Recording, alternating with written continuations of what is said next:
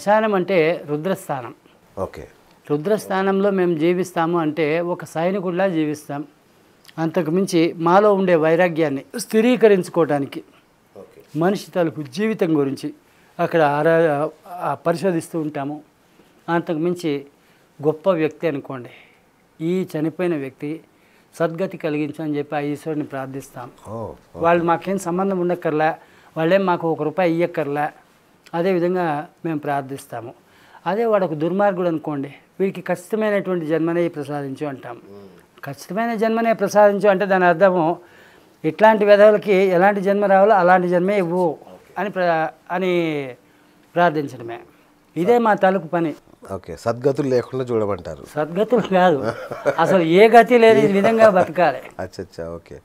అంటే మీరు శ్మశానంలోకి వెళ్ళి తాంత్రిక పూజలు చేస్తారు? లేదండి, ఇదంతా కూడా భ్రమలే. అవునా? ఇదంతా కూడా భ్రమలే. అంతకు మించి అంటే నేను కూడా హోమాలు వగైరాలు చేస్తుంటాను. అవి ఏ దానికి సంబంధించిందంటే పూజలు అమ్మవారికి సంబంధించిందే. అఘోర ప్రత్యంగిర అనేటువంటి సాధన చేస్తాను నేను. మీరు అఘోరాగా మీరు వచ్చారు, హైదరాబాద్కి వచ్చారు అంటే జనసామాన్యంలోకి ఎందుకు వస్తున్నారు? మీరు మామూలుగా రారు కదా అఘోరాలు అనేవాళ్ళు. నేను వచ్చింది జనసామాన్యంలోకి కేవలం మేకింగ్ యూనిటీ ఆఫ్ హిందూయిజం. హిందుత్వంలో ఉండే గొప్పతనం ఏంటి, అది ఎంతటి సనాతనమైంది, దాన్ని ఎలా కాపాడుకోవాలి అని చెప్పి జనాల్ని యాక్టివేట్ చేయడం కోసం వచ్చానే కానీ అంతకు మించిన ఆలోచనలు నాకేం లేవు. ఓకే. సో మీకేమి ఐహిక విషయాల పట్ల ఆస్తులు చాలా క్లియర్గా చెప్తానండి. నేను చేసేటువంటి పని జనాల్ని చైతన్యం చేయడం అయితే, నేను వాళ్ళకి చెప్పింది వాళ్ళు అర్థం చేసుకుని వాళ్ళు సక్రమంగా ఉన్నారనుకోండి, వాళ్ళ జీవితాలు బాగుపడుతూనే ఉన్నాయి. ఇలాగ బాగుపడినటువంటి వాళ్ళు దాదాపు 12,000 మంది ఉన్నారు నాకు శిష్యులు. వాళ్ళు ఇచ్చేటువంటి సరాసరి 100 వేసేవాడు 100 వేస్తాడు, 500 వేసినవాడు 500 వేస్తాడు. అలా వేసేటువంటి డబ్బు ఏదైతే ఉందో దాంతోనే నేను జీవిస్తున్నాను. ఎవరిని నేను చేయాలి. సాధారణ వ్యక్తులు వచ్చి మిమ్మల్ని కలవచ్చా? నేను ఈ మధ్య కాలంలో అంటే జనాల్ని యాక్టివేట్ చేయాలన్న ఉద్దేశంతో నెలకు 2 రోజులు మాత్రమే జనాలతో కలుస్తున్నాను. మిగిలిన టైంలో అంటే ఒక చోట్లో ఉండను, తిరుగుతూనే ఉంటాను. ఎక్కడ తిరిగినా కానీ అక్కడ నాకు శిష్యులు ఉంటారు, వాళ్ళని యాక్టివేట్ చేస్తుంటాను. తర్వాత ఎప్పుడు అఘోరాలు అనగానే అబ్బాయిలే ఇట్లా శూలాలు పట్టుకుని వెళ్ళిపోతుంటారు, అమ్మాయిలు కూడా ఉంటారా ఇందులో? ఉన్నారండి. అవునా? అంటే వాళ్ళు కూడా మీలాగే సాధన అలాగే మారిన వాళ్ళు ఉన్నారు, లేడీస్ కూడా ఉన్నారు. ఓకే. అంటే మేము ఎప్పుడు ఎక్కడ చూడలే వాళ్ళ ఫోటో, మేము చూసామండి. అవునా? ఓకే. అంటే ఇది ప్రశ్న అడగొచ్చో లేదా నాకు తెలియదు. కలిసి సాధనలు చేసిన రోజులు ఉన్నాయి. అవునా? ఓకే. అంటే ఏ సాధన చేస్తారు గురుగారు? మేము అది ఎలా చెప్తాము, ఇందాకనే చెప్పాను కదా. రైట్. మద్యం తాగుతాము, మాంసం తింటాము, మైథునం చేస్తాము. ఆ మైథునానికి, మద్యానికి, మాంసానికి కూడా ఒక అర్థం ఉంది.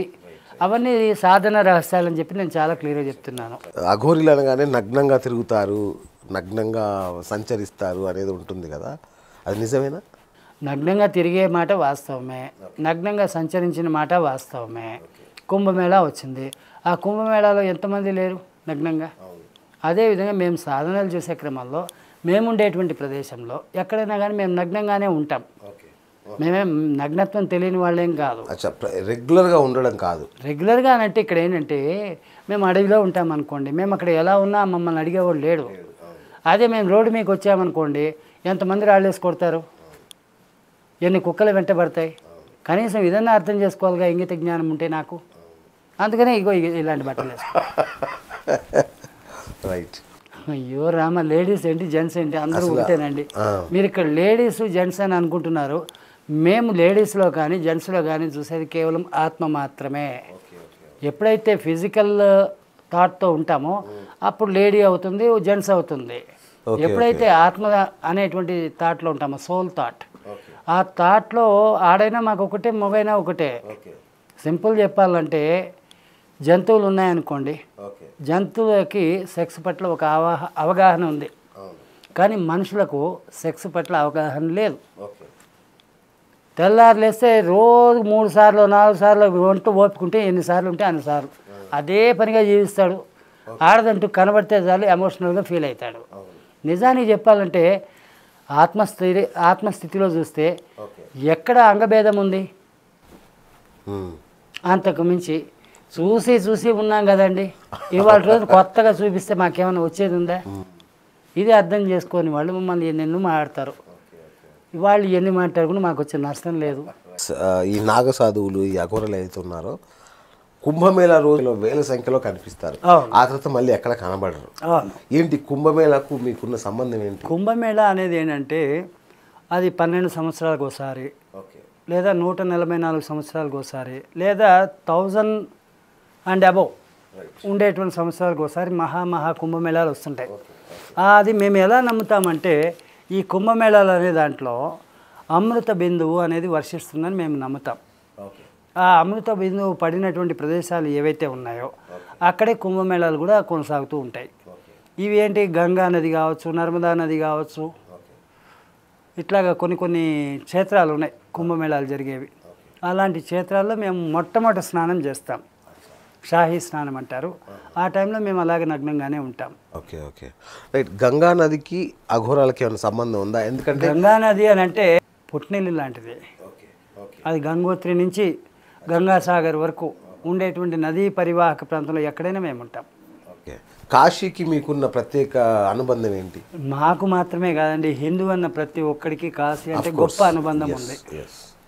నాకు తెలిసినంత వరకు అని అంటే కాశీ అనేది ఒక మహాశ్మశానం, ఆనందకావనం. ఆనందకావనం అనేటువంటి మహాశ్మశానం. ఆ రోజుల్లో ఏంటి, ఎక్కడ పడితే అక్కడ శ్మశానాలు ఉండేవి కావు. 3 లోకాల్లో ఎవరు మరణించినా అక్కడికే తీసుకురావాలి, అక్కడే కాల్చాలి, అది నియమం ఉండేది.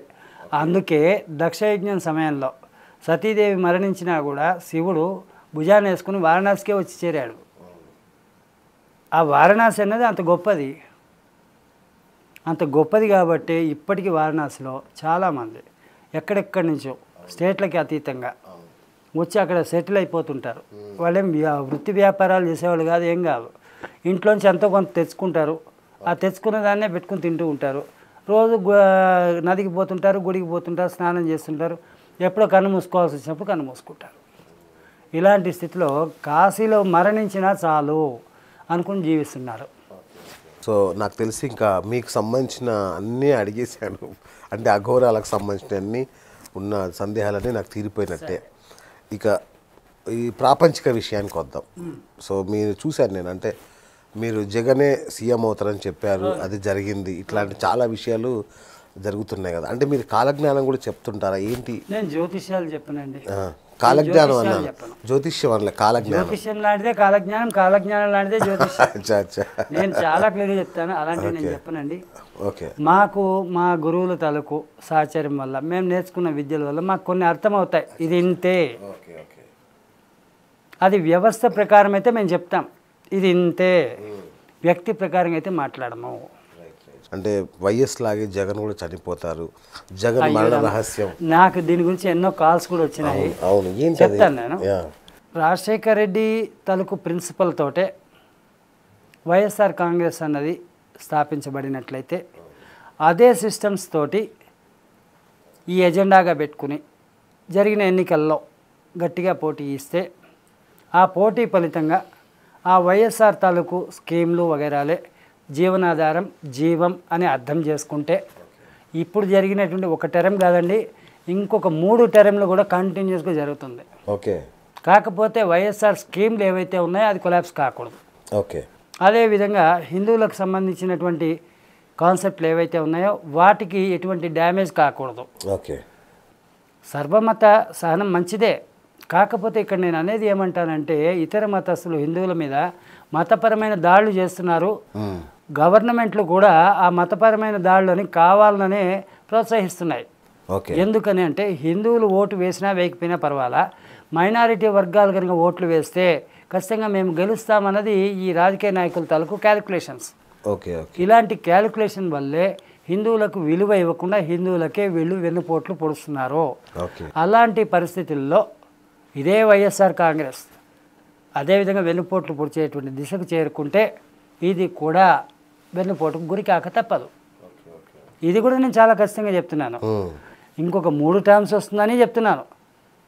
అంతా సవ్యంగా కనుక కొనసాగితే, సవ్యంగా ఉన్నట్లయితే ఈ 3 టర్మ్లు ఖచ్చితమే. కానీ కాకపోతే టర్నింగ్ మూమెంట్ వెన్నుపోటు ఖాయం. ఇది ప్రిడిక్షన్ నేను చెప్పింది. Okay okay. సిస్టమ్ని అర్థం చేసుకుంటే ప్రిడిక్షన్, సిస్టమ్ని అర్థం చేసుకోకపోతే అంటే అధికారంలో ఉండగానే చనిపోతారని ఒక మాట అన్నారు. అదేనండి నేను చెప్పేది. ఇవాళకే ఆయన 40 ఏళ్ళు వచ్చినాయి, అవును. ఇంకొక 3 టర్మ్స్ కూడా అంటున్నా, ఈ టర్మ్ కాకుండా. ఓకే. అంటే 60కి చేరినాడు, అప్పటికుంటేనేంటి పోతేనేంటి. ఎట్లా ఉంది జగన్ ప్రభుత్వం మీరు చూస్తున్నారు కదా? కొన్ని సందర్భాల్లో చెప్తే కొన్ని నాకు మనసుకి ఇబ్బంది కలిగిస్తూ ఉంది. అవునా? అందుకని చెప్పి నేను ఆ మాట అనింది, హిందువులకు అన్యాయం కలిగే విధంగా ప్రవర్తించకూడదు అని చెప్పి. అంటే అలాంటి సంఘటనలు ఏమైనా జరిగాయా ఇటీవల కాలంలో? అంటే ఒక జీవో ఒకటి నేను చూశాను. ఓకే. ఆ జీవోలో ఏమని ఉందంటే 1,00,000 మంది పేద ప్రజలకు ఇండ్ల ప్లాట్లు ఇవ్వాలి. అంటే ఏంటి, 1,00,000 ప్లాట్లు ఇవ్వాలి అన్నది వీళ్ళ తలకు కాన్సెప్ట్, వీళ్ళ ఆలోచన. దీంట్లో ఆ జీవోలో ఏమని ఉందంటే ఎండోమెంట్ అని చెప్పి ఒక డిపార్ట్మెంట్ ఉంది కదా, దేవాదాయ ధర్మాదాయ అనే శాఖ. ఆ శాఖ జారీ చేసినటువంటి జీవో అది. ఆ జీవోలో ఏమని ఉంది, దేవాలయాల తాలూకు ఆస్తులు కానీ, సత్రాలు కానీ, వాటి తాలూకు భూములు కానీ, లేకపోతే చారిటీస్ అంటే ట్రస్ట్లు ఉంటాయి, హిందూ ట్రస్ట్లు, వీటి తాలూకు ఆస్తుల్ని కానీ హైకోర్టు పర్మిషన్ ద్వారా యాక్షన్ వేస్తున్నాం అని చెప్పి అన్నారు. ఇక్కడ గవర్నమెంట్ని నేను తప్పుపడతాను, హైకోర్టును కూడా తప్పుపడతాను. న్యాయం అన్నది ఎవరికైనా న్యాయమే, కానీ ఇది ఫలానా వాళ్ళకి పనికొస్తుంది, ఇది వాళ్ళకి వర్తిస్తుంది, దీనికి వర్తించదు అని అంటే అది పొరపాటు కదా. ఇప్పుడు ఉదాహరణకు చెప్పాలంటే హిందువుల తాలూకు ఆలయాలకి ఎన్ని ఆస్తులు ఉన్నాయో అంతకు 2 రెట్లు 3 రెట్లు అధికంగా వక్ఫ్ బోర్డు కూడా ఉంది. వక్ఫ్ ల్యాండ్స్ చాలా ఉన్నాయి. మరి క్రిస్టియన్ చర్చిలకు సంబంధించినవి కూడా ఉన్నాయి. మరి అలాంటి పరిస్థితుల్లో వాటిని కూడా జప్తు చేయాలి కదా. హిందువులు మాత్రమే ఎందుకు జప్తు చేయాలి? అది కూడా హైకోర్టు పర్మిషన్. హైకోర్టు ఏమన్నా ఆకాశం నుంచి దిగొచ్చిందా ఏంటి, నాకు తెలియకడతా. చాలా తప్పు కదండి.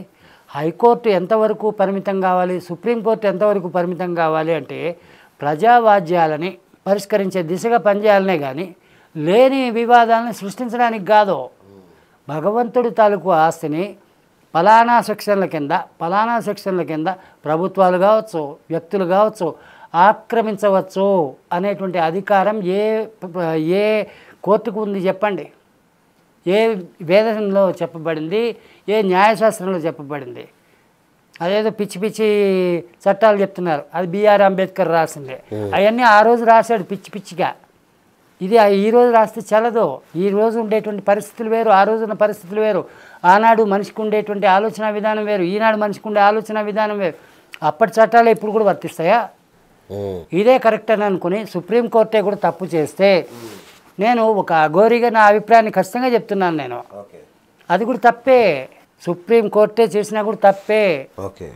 ఇప్పుడు ఒక వ్యక్తి చేస్తే తప్పని అంటున్నారు, ఒక వ్యవస్థ చేస్తే అది తప్పు కాదా?